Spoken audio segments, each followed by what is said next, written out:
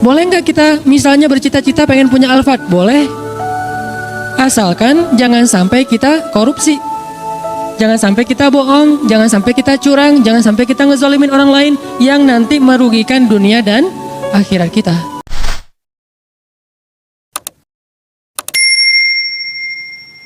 Cinta terhadap apa yang diinginkannya berupa istri-istri, anak, harta benda yang bertumpuk dalam bentuk emas dan perak, kuda-kuda yang pilihan, hewan ternak, sawah dan ladang. Itulah kesenangan kehidupan di dunia. Sedangkan di sisi Allah ada tempat kembali yang sangat baik. Katakanlah, maukah aku kabarkan kepada kalian apa yang lebih baik dari semua itu? Bagi orang-orang yang bertakwa, telah disediakan di sisi Tuhan mereka surga-surga yang mengalir di bawahnya sungai-sungai. Mereka kekal di dalamnya, dan pasangan-pasangan yang suci lagi bersih, serta ridho Allah, dan Allah maha melihat keadaan hamba-hambanya. Shadaqallahul azim. Teman-teman yang dirahmati Allah Subhanahu wa taala, mungkin bukan pertama kali kita mendengar ayat ini atau membaca ayat ini. Kadang kita mendengar ceramah tentang ayat ini dari satu khutbah, dari satu tausiah, yang biasanya setelah membaca ayat ini, seorang ustadz akan menyampaikan angle bahwa ternyata dunia itu gak penting, akhirat itu lebih penting. Kadang-kadang ada sedikit lebih saklek, sampai mengatakan jangan cinta dunia, kemudian cinta pasangan, cinta anak, cinta harta, cinta kendaraan yang bagus dan segala macam, sebagaimana yang ada di ayat 14. Tapi kalau kita mau membaca ayat ini dengan konsep perbandingan, karena saya terbiasa ketika belajar di Mesir itu dibangun pola pikir memperbandingkan satu teks dengan teks yang lain supaya utuh pemahaman kita, ternyata nggak gitu-gitu amat. Maksud dari dua ayat ini tuh sederhana sebetulnya. Jangan sampai dunia melalaikan kita dari akhirat. Kalau nggak sampai melalaikan, nggak apa-apa. Kita boleh mencintai pasangan, kita boleh bersenang-senang dengan pasangan. Kalau nggak ada pasangan, sabar dulu. Kita boleh punya kendaraan yang bagus, kita boleh punya, kalau di sini al-khailul musawwamah, kita boleh punya onta ataupun kuda yang bagus. Musawwamah itu kuda dan onta yang mahal loh. Harga kuda Nabi itu di atas 300 juta. Harga onta Nabi itu mungkin sekitar 2 miliar. Harga Alphard 1 miliaran ya. Berarti lebih mahal daripada Alphard.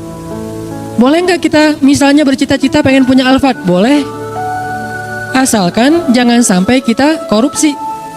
Jangan sampai kita bohong, jangan sampai kita curang, jangan sampai kita ngezolimin orang lain yang nanti merugikan dunia dan akhirat kita. Boleh nggak kita berharap punya istri yang cantik? Saya belum jawab. Boleh nggak sih? Yang di atas pengen punya suami yang keren, boleh nggak?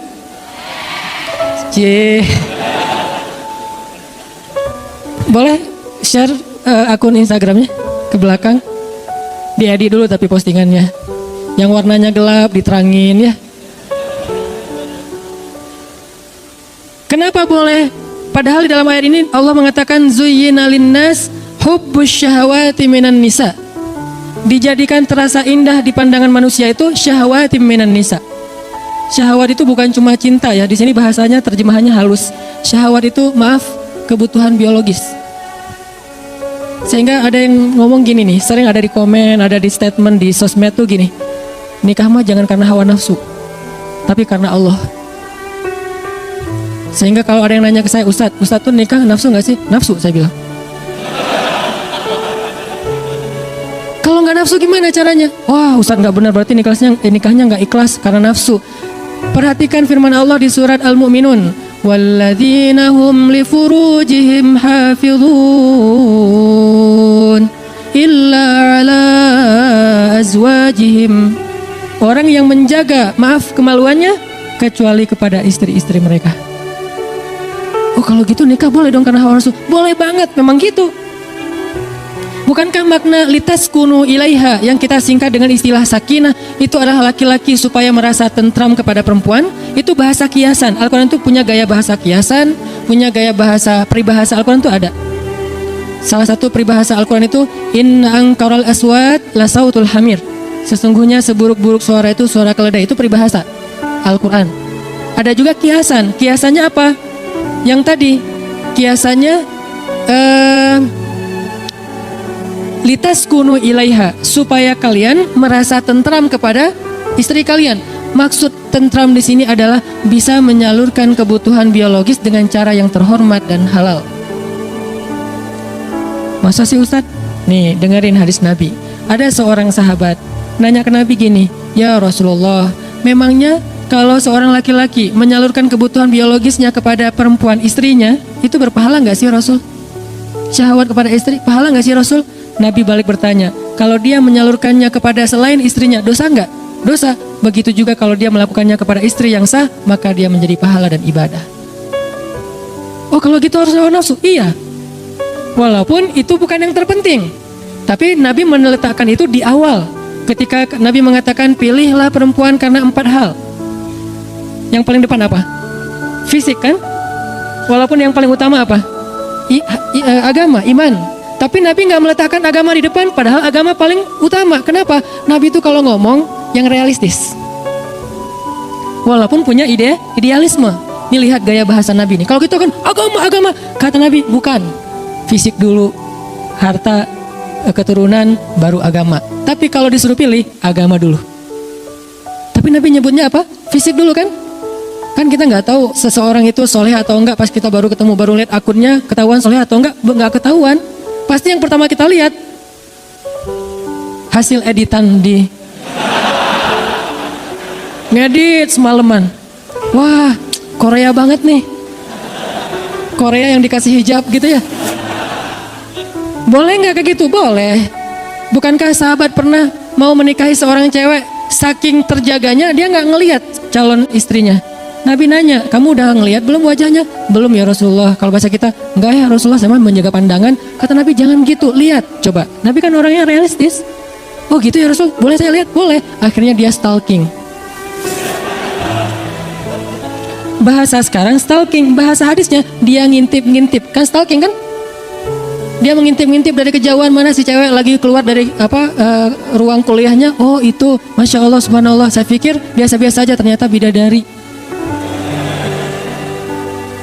Ini artinya dia stalking. Boleh nggak stalking? Boleh, selama postingannya masih aman. Begitu ada yang macam-macam, langsung unfollow. Di blok jangan, kasihan. Unfollow aja, dan jangan unfollow terus ganti akun, lihat pakai akun yang baru, jangan. Biar nggak ketahuan, bikin 2 akun, 1 akun pencitraan, 1 lagi akun stalking. Enggak, bukan pengalaman. Pernah sih. Ini artinya teman-teman, ternyata dalam hadis boleh kita mencintai istri kita karena nafsu, tapi itu kan bukan yang terbesar ya porsinya. Tetap ada porsi itu yang realistis lah. Sampai Nabi mengatakan salah satu di antara perbuatan sia-sia tapi berpahala adalah bercanda gurau dengan keluarga, istri dan anak. Nanti kita akan bahas tentang kata Nabi itu, kullu syai'in laisa lahu min dzikrillah fa huwa lahwun. Segala sesuatu yang enggak ada unsur zikir di dalamnya itu sia-sia. Illa arba'u khisal, kecuali 4 perkara. 4 perkara ini enggak ada zikir, enggak apa-apa. 4 perkara ini cuman main-main doang, enggak apa-apa. 4 perkara ini senda gurau, nggak apa-apa. 4 perkara ini kata orang cuman sia-sia, nggak apa-apa, malah berpahala. Ada gitu Ustadz yang sia-sia berpahala? Ada, saya emang cari yang kayak gitu-gitu. Ini angle yang jarang dibahas tentang Islam, biar kita tahu salah satu prinsip Islam itu teman-teman apa? Ayat yuridullahu bikumul yusra wa la yuridu bikumul usra. Ma anzalna alaikal qur'ana litashqa. Itu prinsip Islam.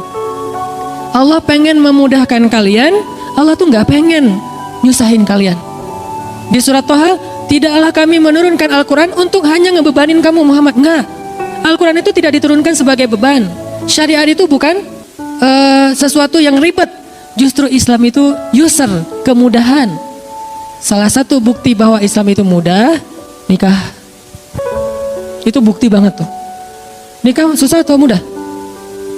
Mudah. Yang mempersulit nikah itu calon mertua berkumis tebal.